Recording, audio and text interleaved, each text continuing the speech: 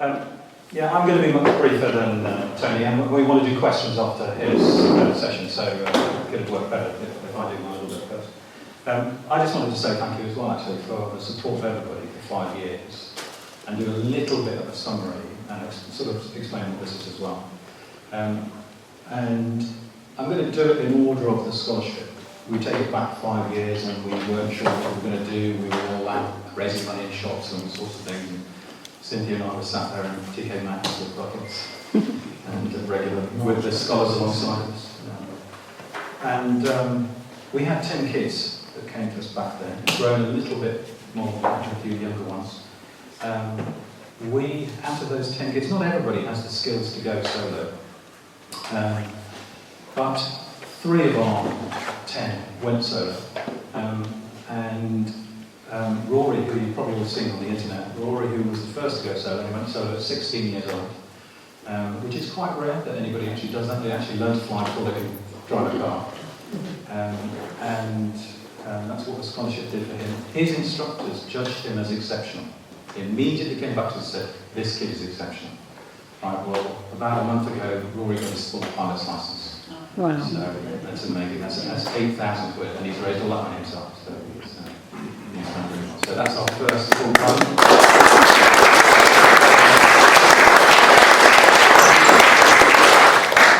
The aim of the scholarship is to try to understand, try to find the kids who use the skills they use on gaming and use that to fly a real aeroplane. And also they have to be vaguely academic to be a pilot. There's navigation involved, so you've got to be able to cope with maths. And so there's sort of more to it than that. But some of them just have the skill. They get in the aeroplane, they can almost already fly. What we spotted, so we had Greg, who halfway through our work with him, he went off and bailed off to the RAF and did a scholarship with them. So he flew solo, and now has I should say, Rory has a job in aviation, by the way. Greg, as you may all know, also has a job in aviation, having flown solo with the RAF. And Greg also wants to do his pilot's license, so he's putting all his money away to try and do that. There was a bit of a race on to see who was going to be first. And this year we have James, and James changed the game, really. And James taught us how to do it, because we were a bit critical that he went a year later than we'd expected, and he spent a whole lot of money on building one of these. James helped me build this. But when James got in the aeroplane, suddenly he was able to go solo in the same round as my father did. And my dad was a rare Arab, so he was pretty good. Right, so James really showed us not just about the skill of the person, but also how they apply themselves and the tools they use. When they read that book, do they have something they can practice on? And this is actually capable. It's literally every switch and every control that's in a Cessna. It runs Microsoft Flight Sim, so I should just be able to do this and then start flying, I think. I've not set the controls up so I can actually fly on the mouse, but you can see that it is actually. I can do this. Okay, let's see. So that really is flying. I'm flying the aeroplane using the mouse. So I'll just leave it doing that. So we realised that the 2 kids that went solo, Rory and James, both built their own simulators at huge cost. This is about 2,000 quid for the kit. So a lot of debate this year. We made a decision that the scholarship would buy all the extra bits of these bits here to add on, and my wife and I donated the machine to belong to my daughter. So quite a nice use for that kit. So we will loan it to the scholars as they're practicing, so they can have that at home. And literally, as they're coming up to go solo, the money that we spend on getting them solo, we only give them 12 hours. If they don't go solo in 12 hours, that's it. That's tough. They're not good enough.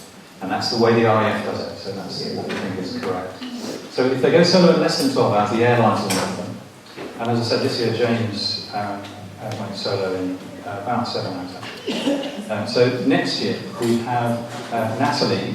We moved Natalie from this year to next year because James has already gone solo this year. So Natalie will be the first person to be loaned all of this, and she can use it to practice and go through the books. It happens that Sophie Gerber is my niece, is Natalie's maths teacher. So we have an unusual level of knowledge of Natalie's mathematical ability. She is exceptional, and she's won an engineering scholarship.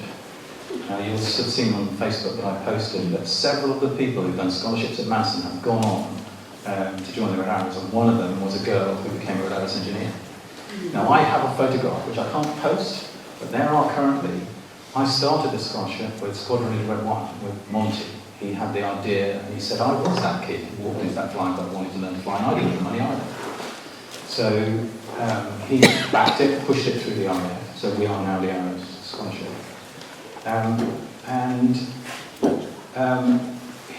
You'll have seen a television advert where there's a young girl who is acting as an engineer on one of her aeroplanes, and she's in Cyprus.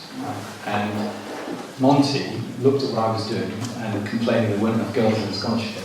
And he, as his leading request from the Arrows, requested that the leader's aeroplane has a girl in it. And if you look this year, there is not just one girl, she's the lead engineer, and there are 5 other girl engineers. So there you go. And that's what's happened in the last 5 years. And our scholar for next year is Natalie, who is also exceptional.